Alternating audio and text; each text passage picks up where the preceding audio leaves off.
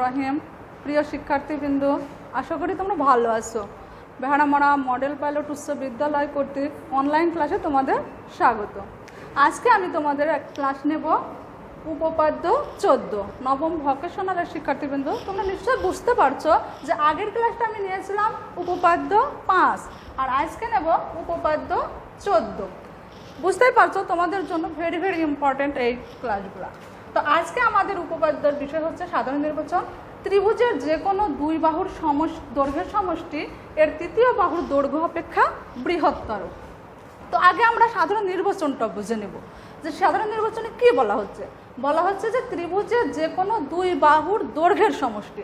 তাহলে আমরা জানি যে ত্রিভুজ মানে তিনটা বাহু দ্বারা সীমাবদ্ধ ক্ষেত্র হচ্ছে ত্রিভুজ।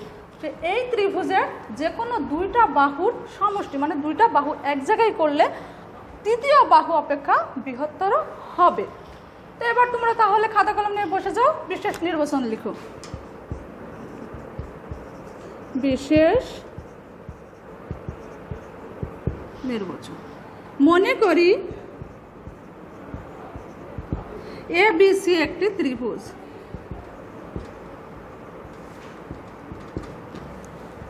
একটি ত্রিভুজ প্রমাণ করতে হবে যে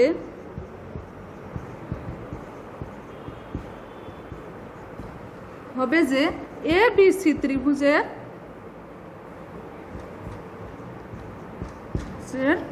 যে কোনো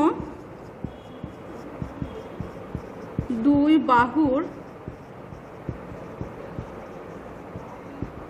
সমষ্টি এর তৃতীয় বাহু অপেক্ষা বৃহত্তর। ধরি ত্রিভুজটার BC বাহুটা বৃহত্তম। ধরি ABC ত্রিভুজের BC বৃহত্তম বাহু।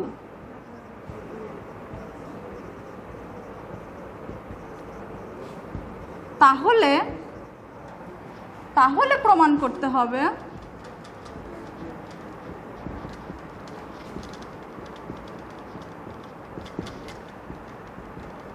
AB plus AC greater than. শিক্ষার্থীবৃন্দ দেখো, বিষয় নির্বাচনে কি লিখলাম যে ABC একটি ত্রিভুজ। প্রমাণ করতে হবে যে এর যে কোনো দুই বাহুর সমষ্টি তৃতীয় বাহুর দৈর্ঘ্য অপেক্ষা বৃহত্তর। এর মধ্যে আমরা দেখলাম যে ধরে নিলাম যে BC ত্রিভুজটির বৃহত্তম বাহু। তাহলে কি প্রমাণ করতে হবে?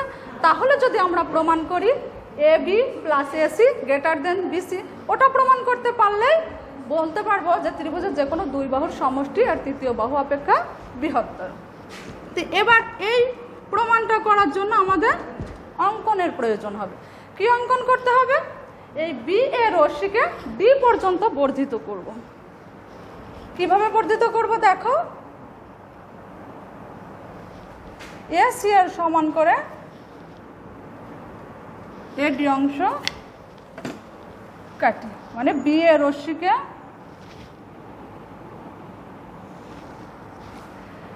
রশ্মিকে আমরা D পর্যন্ত বর্ধিত করলাম। কিভাবে বর্ধিত করলাম? AC এর সমান করে AD অংশ কেটে নিলাম। এবার আমরা CD যোগ করি।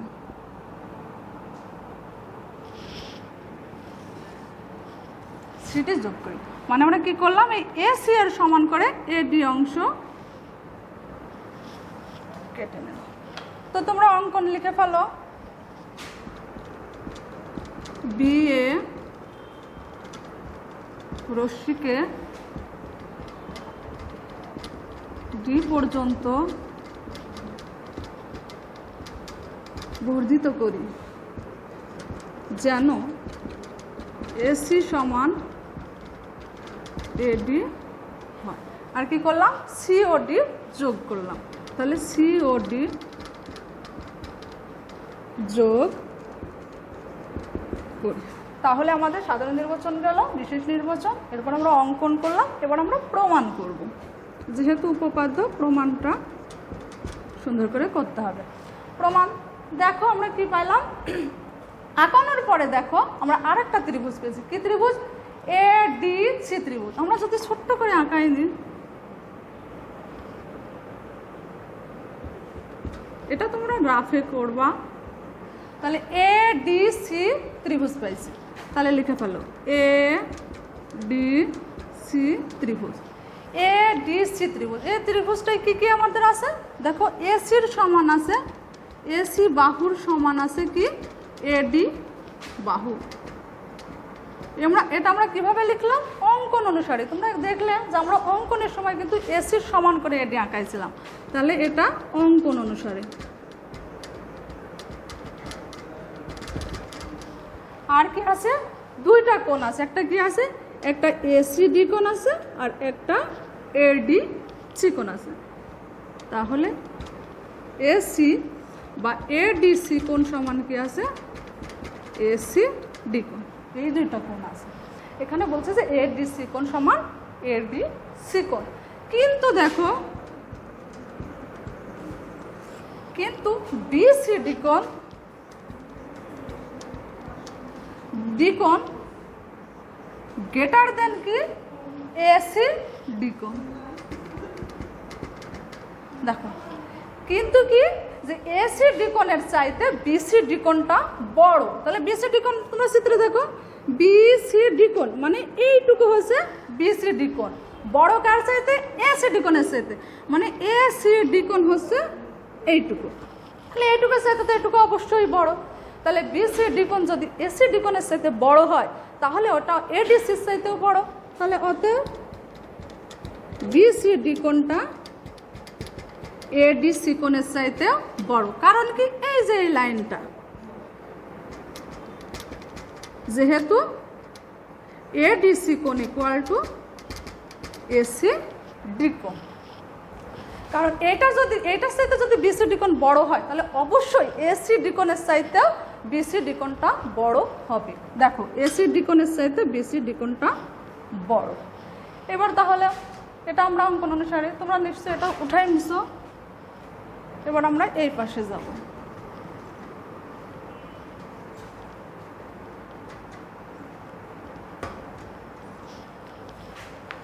এবার দেখো বিসিডি, এটা পুরোটা কিন্তু আবার একটা ত্রিভুজ। তাহলে এখন বিসিডি ত্রিভুজে, বিসিডি ত্রিভুজে বিসিডি কোণ, বিসিডি কোণ গ্রেটার দেন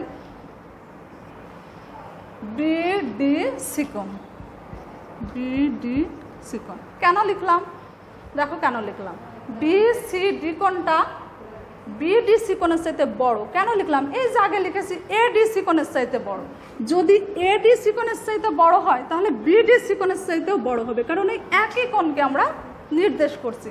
তাহলে বিডিসি কোণের চাইতেও বড়। তাহলে লিখতে পারবো কি বিডি গ্রেটার দেন বিসি। এটা কেন লিখলাম বলো তো? এটা এই জন্য লিখলাম বিডি বিসির চাইতে বড়। কেন লিখলাম?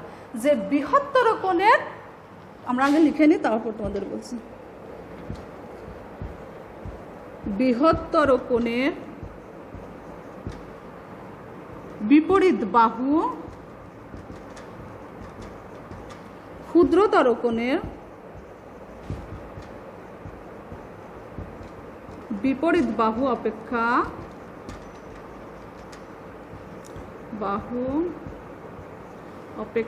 বৃহত্তর।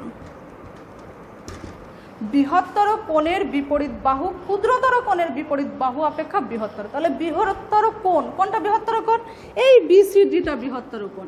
বিসিডি বৃহত্তর কোণ কার চাইতে আর ক্ষুদ্রতর কোণ কোনটা? ক্ষুদ্রতর কোণ হচ্ছে বিডিসি কোণ, মানে এইটা বিডিসি কোণ। তাহলে বিডিসি কোণটা হলো ক্ষুদ্রতর কোণ আর বিসিডি কোণটা হচ্ছে বৃহত্তর কোণ। তাহলে বৃহত্তর কোণের বিপরীত বাহু, বৃহত্তর কোণের বিপরীত বাহু কি? এইটা হচ্ছে বিপরীত বাহু, মানে এই বিডিটা হচ্ছে বিপরীত বাহু। তাহলে বৃহত্তর কোণের বিপরীত বাহু ক্ষুদ্রতর কোণের বিপরীত বাহু কোনটা? ক্ষুদ্রতর কোণের বিপরীত বাহু হচ্ছে বিসি, বিসির চাইতে বড়। তাহলে দেখো বিডি সমান, বিডি মানে কি আছে, বি আছে, তাহলে অতএব বি এ প্লাস বিডির মধ্যে কি আছে, B A plus AD greater than BC.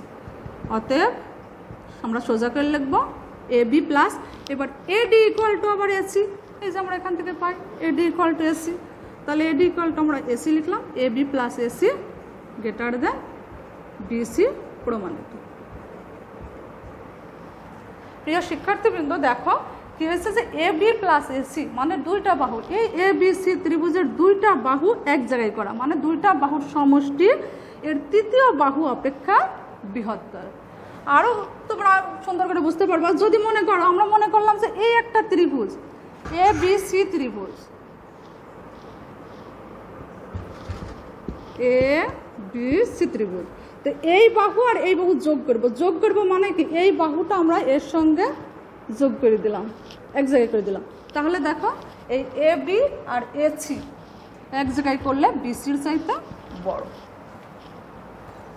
তাহলে আমাদের প্রমাণিত হয়ে গেল যে ত্রিভুজের যে কোনো দুই বাহুর সমষ্টি এর তৃতীয় বাহুর দৈর্ঘ্য অপেক্ষা বৃহত্তর।